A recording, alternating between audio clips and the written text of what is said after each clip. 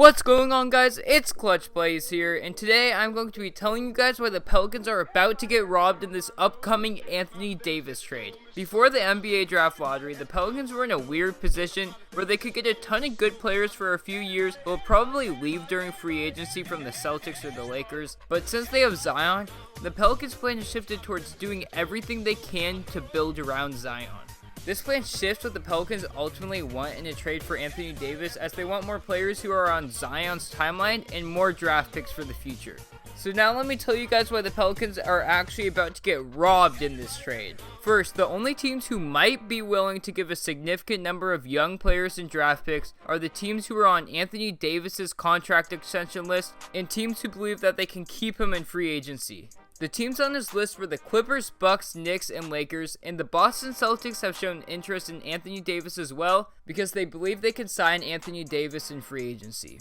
The Clippers have come out and said clearly that they are not going to give up their assets for Anthony Davis, once after the news of him winning a trade leaked, and another time after the Tobias Harris trade, which gave them more young assets that many people thought they were stocking up to get Anthony Davis, but Jerry West shut that down immediately. The Clippers are run by Jerry West, who in my opinion is the best basketball executive in the entire game, and he believes that they can get star players in free agency such as Kawhi Leonard, or worst case scenario, Jimmy Butler, who Rondo said he was gone. Well, the immediate focus after the season is to try to retain Jimmy Butler. But also, He's not staying.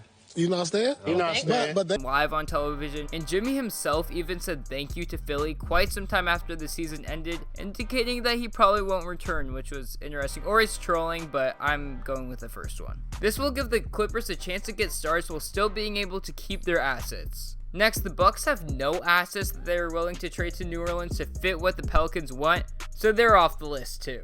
Finally, the Celtics have shown interest, but right when talks are getting serious, AD's dad comes out of nowhere and says that he does not want his son playing for the Celtics, mainly because of the Isaiah Thomas situation, and he really didn't like how Danny Ainge handled it. Also, Anthony Davis has made it clear that he wants to play for a team that has a chance to win a championship consistently, and with Kyrie out the door, Gordon Hayward's disastrous contract, and the Celtics' complete dysfunctionality, they're nowhere close to competing for a championship. Danny Ainge is one of the best GMs in the NBA, second in my opinion, so he will understand trading for Anthony Davis as a one-year rental is not the move. The only two teams this leaves with assets that are enough to trade for Anthony Davis are the Lakers and the Knicks. Recently, reports came out that the Pelicans owner said that she would trade Anthony Davis over her dead body to the Lakers, which she denied. I don't believe that she made this comment, however, I do believe that she does not want the Pelicans to make any trades with the Lakers because she doesn't want the Pelicans to seem like a feeder team to the Lakers.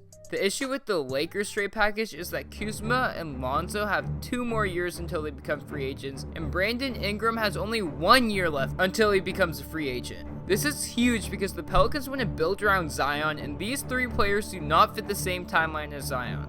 The Lakers do have the 4th pick, but the draft falls off so much after the top 3 players. The difference between pick 4 to 10 is smaller than the difference between 3 and 4. This makes the 4th pick not nearly as enticing as the 3rd pick that their competition, the New York Knicks, have. Also to mention, the Lakers offered all their young players already when Dell Demps was the GM, so if the Pelicans really wanted that offer, wouldn't they just call them back up? This leaves the Knicks, who have the one thing the Pelicans need, the 3rd overall pick. This 3rd overall pick is so vital to the Pelicans because they don't want to lose Zion, whether from a trade request or in free agency, so they need to make him happy. The 3rd overall pick gives the Pelicans the ability to draft RJ Barrett. This gives New Orleans the ability to get another great player who's on the same timeline as Zion. On top of RJ, you might be able to get some 1st round picks, Frank Ntilikina, Dennis Smith Jr., and some other things too.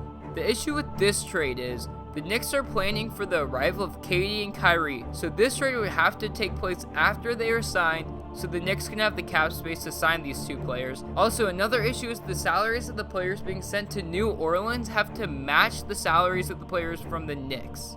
The 2 teams have to get creative here. This would have to take place in August, which would leave the Knicks with a bare roster towards the end of free agency with no money to put decent role players around these 3 stars.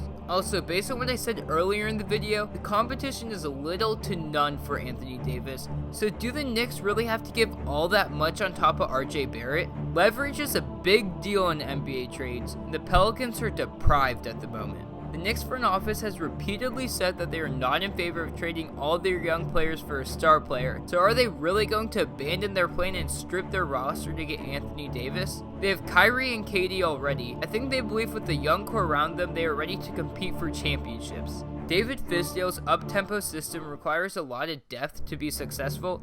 The Knicks could potentially be shooting themselves in the foot if they give up the majority of their young players and picks for Anthony Davis. The price for a talent of Anthony Davis's caliber is too high for the teams on the contract extension list, and this will result in the Pelicans having to lower their asking price pretty significantly. This could possibly result in the Pelicans keeping Anthony Davis, which is absurd, but David Griffin has said that he would like to as well. I don't think this is going to happen, but the way the competition compares to the price, I don't think this possibility is actually too crazy. Some possible trade scenarios are RJ, Frank Ntilikina, and Dennis Smith Jr. in the Mavs 2023 first round pick top 10 protected for Anthony Davis.